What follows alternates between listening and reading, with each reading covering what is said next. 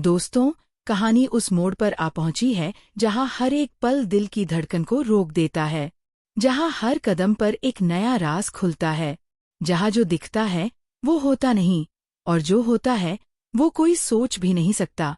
तो चलिए दोस्तों, आज हम आपको उस पूरी कहानी की गहराई में ले चलते हैं, जिसे देखकर आपका दिल भी जोर जोर से धड़कने लगेगा।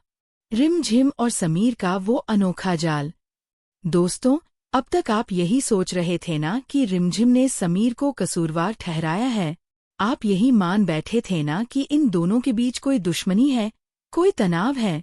लेकिन नहीं दोस्तों, यह सब एक बहुत ही शातिर और चतुराई भरा खेल था। एक ऐसा खेल जो रिमझिम और समीर ने मिलकर बनाया था, उस असली गुनहगार को जाल में फंसाने के लिए। जी हाँ, रिमझिम ने समीर पर जो आरोप लगाए, जो नाराजगी दिखाई, जो गुस्सा और बेबसी चेहरे पर लाई, वो सब नाटक था। एक सोचा समझा, बारीकी से बुना हुआ नाटक। इन दोनों की मिलीभगत थी और इनका एक ही मकसद था, उस छुपे हुए दुश्मन को बाहर निकालना जो पर्दे के पीछे बैठकर अपनी चालें चल रहा था। इस पूरे प्लान में समीर की भूमिका बहुत अहम थी। तय ये हुआ था कि समीर खुद को एक ऐसे शख्स के रूप में पेश करेगा जो डरा हुआ है, जो घबराया हुआ है, जो फंस चुका है, ताकि जो असली मास्टरमाइंड है वो ये सोचे कि समीर अब उसके जाल में आ चुका है। और जैसे ही वह मास्टरमाइंड ये मान ले कि सब कुछ उसके काबू में है, वैसे ही रिमझिम और समीर उसे धर दबोचेंगे। ये था उनका प्लान। सरल दिखने वाला, लेकिन अंदर से बेहद पेचीदा। अविक की जान पर खतरा और रिमझिम की चिंता।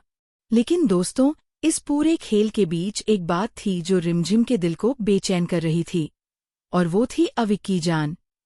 अविक, एक मासूम बच्चा जो इस पूरे खेल से बिल्कुल अनजान था, जिसे नहीं पता था कि उसके आसपास क्या हो रहा है, जिसे नहीं पता था कि किसी की नजरें उस पर टिकी हैं, जो बस अपनी दुनिया में खोया हुआ था, अपने एग्जाम की तैयारी में, अपने दोस्तों के साथ बातों में, अपनी मासूम हंसी में।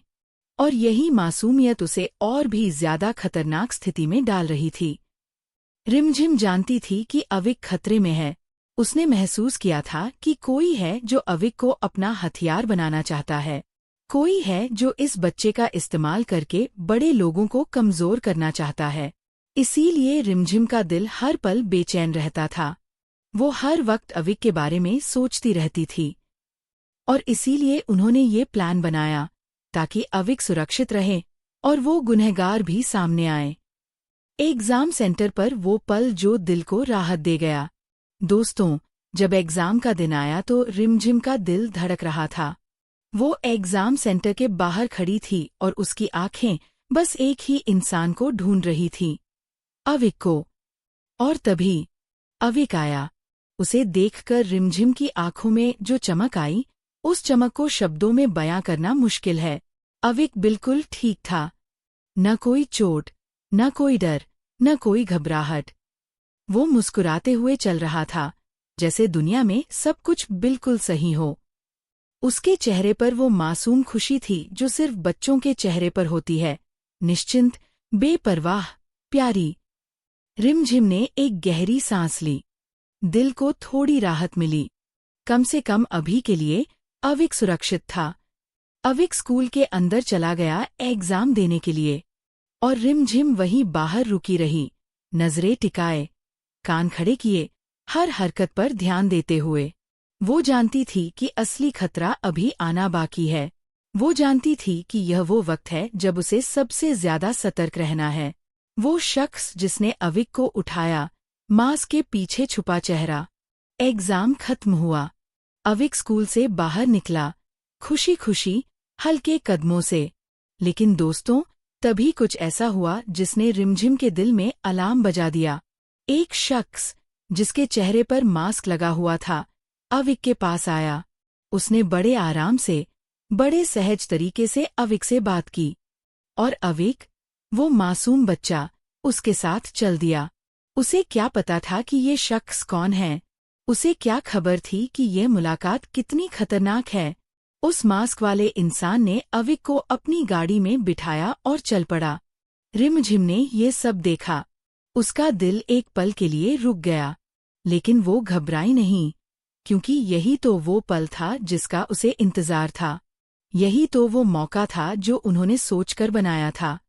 रिमझिम उस गाड़ी के पीछे दौड़ पड़ी। पीछा और फिर वो हैरान कर देने वाला मोड़। गाड़ी तेजी से आगे बढ़ रही थी। रिमझिम उसका पीछा कर रही थी, पूरी ताकत से, पूरे हौसले से। उसके दिमाग में सिर्फ एक ही बात थी, अविक को बचाना है और उस गुनहगार का चेहरा सामने लाना है। लेकिन दोस्तों, रास्ते में कुछ ऐसा हुआ जो रिमझिम की समझ से परे था। गाड़ी एक जगह रुकी। रिमझिम भागती हुई वहां पहुंची, लेकिन जब उसने गाड़ी के अंदर झांका तो अविक वहां नहीं था। अविक गायब था। रास्ते में न जाने कब और कैसे अविक को किसी और जगह पहुंचा दिया गया था, या शायद किसी दूसरे रास्ते से निकाल लिया गया था। रिमझिम के लिए यह समझना मुश्किल था कि आखिर हुआ क्या। उसका दिमाग तेजी से चलने लगा। सवाल पर सवाल आने लगे। कहाँ गया अविक? किसने उसे छुपाया? और सबसे बड़ा सवाल, यह मास्क वाला इंसान कौन है? वो चेहरा जिसने रिमझिम के पैरों तले जमीन खींच ली।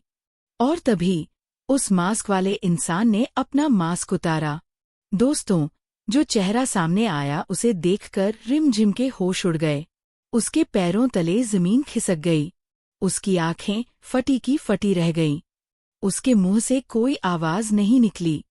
वो चेहरा था राजवीर का। राजवीर, वही राजवीर जिस पर शायद किसी ने शक भी नहीं किया था। वही राजवीर जो इतने वक्त से सबके बीच था, सबके साथ था, और अंदर ही अंदर ये सब कर रहा था। क्या वाकई राजवीर ही वो मास्टरमाइंड है? क्या वाकई उसी ने ये सब रचा? क्या वाकई वही वो कसूरवार है जिसे रिमझिम और समीर इतने वक्त से ढूंढ रहे थे? यह सवाल अभी हवा में लटका हुआ है, और इसका जवाब मिलेगा आगे की कहानी में। लेकिन एक बात तो तय है दोस्तों, इस कहानी में अभी और भी बड़े राज छुपे हैं। समीर का फैसला, खुद को बदलना होगा। दोस्तों, जब रिमझिम अपनी तरफ से उस मास्टरमाइंड को ट्रैक करने में लगी थी, उसी वक्त समीर भी खाली नहीं बैठा था। समीर जानता था कि अगर वो सीधे एग्जाम सेंटर पर अपनी असली पहचान के साथ जाएगा तो वो गुनहगार सतर्क हो जाएगा। वो चालाक था, बहुत चालाक। और चालाक इंसान को पकड़ने के लिए खुद भी उससे ज्यादा चालाक बनना पड़ता है। इसीलिए समीर ने एक बहुत बड़ा और साहसी फैसला किया। वो अपना भेष बदलेगा। जी हाँ दोस्तों, समीर ने एक बंजारे का रूप धारण किया। बंजारा यानी वो इंसान जो गली गली घूमता है, जो किसी एक जगह का नहीं होता, जिसे लोग आसानी से नजरअंदाज कर देते हैं। समाज का वो हिस्सा जो हमेशा से अनदेखा रहा है।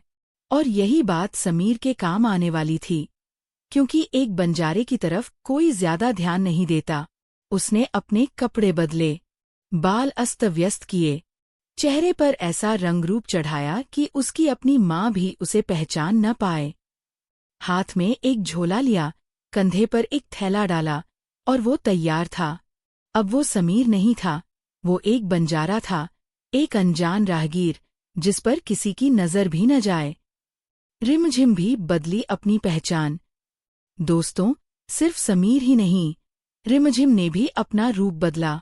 वो जानती थी कि अगर उस गुनहगार ने एक बार भी उसका असली चेहरा देख लिया तो सारी मेहनत बेकार हो जाएगी, सारा प्लान धराशायी हो जाएगा। इसीलिए रिमझिम ने भी भेष बदला और एग्जाम सेंटर की तरफ चल पड़ी। दोनों अब बिल्कुल अलग लग रहे थे। बाहर से अजनबी, लेकिन अंदर से एक टीम। दोनों के दिलों में एक ही मकसद था, अभी को ढूंढना, उसे बचाना और उस गुनहगार का असली चेहरा सबके सामने लाना। ये था उनका मिशन। और ये मिशन आसान नहीं था, बल्कि हर कदम पर खतरा था, हर मोड़ पर अनिश्चितता थी। एग्जाम सेंटर पर वो पल जब दिल थाम लिया। दोस्तों, जब समीर और रिमझिम एग्जाम सेंटर पर पहुंचे तो वहां का माहौल बिल्कुल सामान्य लग रहा था।